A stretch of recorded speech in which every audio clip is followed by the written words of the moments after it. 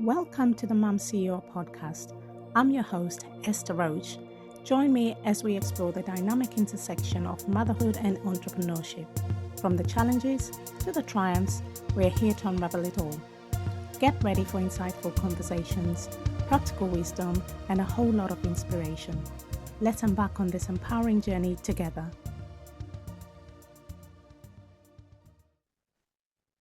Hello and welcome to another episode of the Mum CEO podcast. I'm your host, Esther Roach, and today I'm going to be talking to you about Imposter Syndrome, particularly affecting mum CEOs. Over the course of the last few months, I've had quite a lot of interviews and spoken to various women that often find that they have this feeling that they're inadequate and don't perform to the best of their abilities. And this is something that is very common. But what I've been wondering is, why is it so common, especially amongst mums who are trying to do the juggle of motherhood as well as running their businesses or going to work? And a few things come to mind which relate to me as well. One of the reasons is often you're trying to juggle so many things without actually realizing how much you're doing at the same time. Another thing is we're trying to prove ourselves in a world where whatever we do doesn't seem to be adequate enough or taken seriously. When you are a mum and trying to do both things, there's usually the question of, can you do it all? Can you have it all? And often you find that you fall into that trap of thinking, am I adequate enough, or am I going to be good enough? Another reason is, we take things upon ourselves and really look at things and think, oh, I'm not capable of this. But it's got nothing to do with your abilities. It's just that sense of self-doubt and not feeling like you are good enough. So from my own experience, I'm just going to go over some of the strategies that have helped me over the years to try and get over that feeling of imposter syndrome personally, which, other people may see me and they may think I've not experienced it. I have, and I still do sometimes, but it's about implementing the right strategies to ensure that it doesn't consume you and you can give the best version of yourself. So one of the things I do is celebrate the small wins. It doesn't matter how big or how small it is. And I think this comes down to you as a person in terms of you can look outwards and see somebody else and think, oh my gosh, they've achieved, this grand deal, or they're doing exceedingly well. But you can't compare where you are at in your journey with somebody else. And I think the important thing is to realize that and just celebrate whatever wins you have. You could even get into the habit of writing down all the small wins, all the things that you've achieved. And I think it's all about really getting to the bottom of what is important to you and bringing the best out of what you can do as a person and the impact that you're achieving within the society, within your home, and as well as for yourself. Another thing that I would recommend, which has worked very well for me, is having the right community. You need to find a community that aligns with your values, that understand what you're doing, that understand how different your life is. As a mom, as well as trying to run a business, if you're in an environment where people are doing similar things, the chances are you will relate to some of those and realize that you're not alone going through this journey. And it's about building that valuable and right community rather than just going out there networking and just building hundreds and thousands of contacts, which are no use to you whatsoever in terms of, are they inspiring you? Are they encouraging you? Are they giving you the right support? And also you want to feel that you belong with this community. I have been to some places where you walk in and you don't feel very welcome. You don't have to keep pursuing and keep going to those kind of environments that make you feel that way about yourself. but you want to be in a community where people are welcoming, people are going to support you, and also people can actually see, or see the benefits that you have in terms of what you've got to say, what you've got to bring, and try and bring the best out of you, regardless of what the situation is.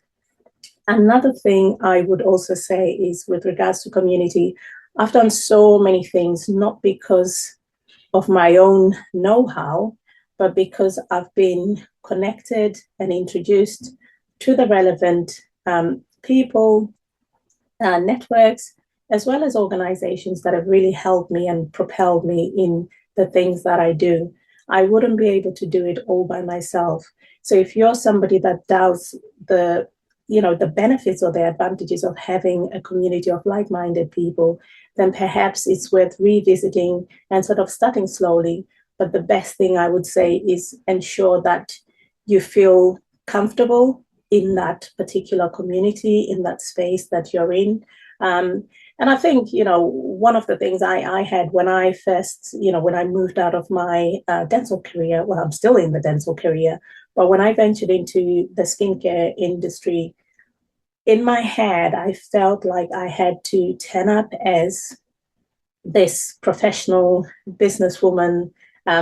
I have no idea why I had all these visions and things, but it was interesting. One lady from one of the communities I'm with, which is incredible, called Womanhood, they actually approached me and said, "Oh, Esther, when you first came, we were just wondering who this Esther was. You just looked so accomplished, so complete." But yet I felt I had imposter syndrome. I felt inferior to everybody who was around me. But it's the environment, I suppose, and the people in this community made me feel welcome and made me value myself and actually start building that confidence in myself and the things that I do. But like I said, I wouldn't have been able to do it all by myself. It's down to the support I've received, and just realizing with, a lot of the things that you've got to work at it and not take it too hard on yourself. One of the final points I want to talk about is about reframing your mindset. So sometimes, when you come into either business or even as a parent, you probably beat yourself about and say you don't know enough. But that's okay not to know enough, because you're learning. It's a process. Nobody knows it all. And it's kind of being able to accept and appreciate that everything is a process and you are learning. And that learning is going to help you to continue to build your confidence. Sometimes people may look at it and think, "Oh, I'm just winging it, and it's not going to improve. I'm just, I don't know what I'm doing." But that's okay, because that's how we learn.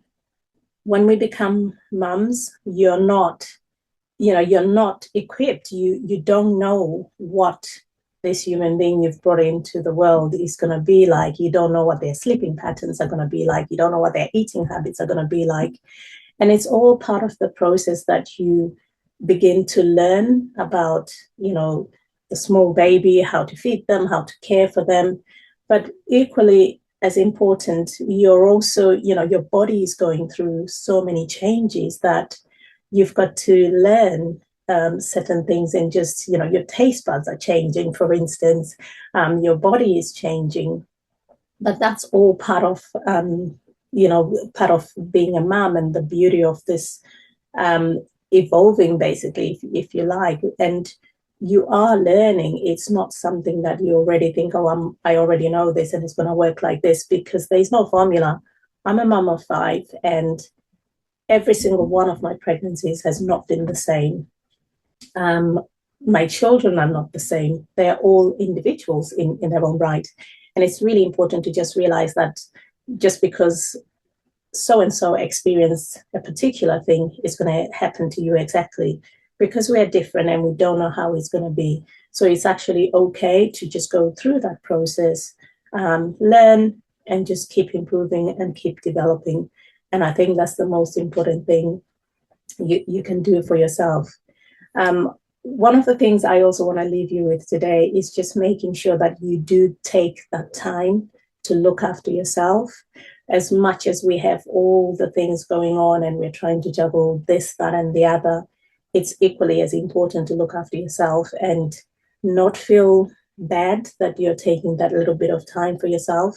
And as the saying goes, you can't pour from an empty cup. So you want to be the best, feel the best yourself before you can actually look after everybody else, look after your business, your employees, and everything else. I hope you found this mini session helpful, but I just felt it was important to come and just talk a little bit about imposter syndrome because it's something that's come up in so many conversations that I've had. And I've had so many messages in my inbox of people asking, obviously, how do you do it? You seem so confident. But like I said, it wasn't always that way. I've had to learn and sort of reframe my mind and kind of do some work on myself. And I hope that you can take some of the things I've mentioned. But if you like to, any follow up or touch base with any of the points that I've raised today, then I'll be happy to have a chat. And my contact details will be released with the episode as well. So thank you very much for tuning in. And I look forward to the next episode.